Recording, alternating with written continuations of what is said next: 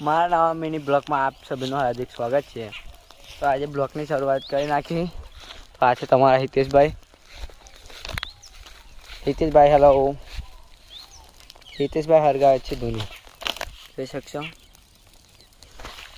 પણ ધૂની હરકતી જ નથી, કેમ કે ચકલા બાજ બને નહીં। એટલે આ ધૂની હિતેશભાઈ હરગે નહીં, એટલે હિતેશભાઈ બોલાવશે મને।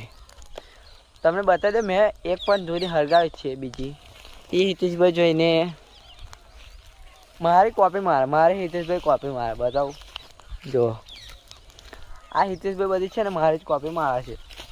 અને ધૂની હરગાવા વાગ્યા હતા 5 ને અમે હરગાતા હતા ધૂની।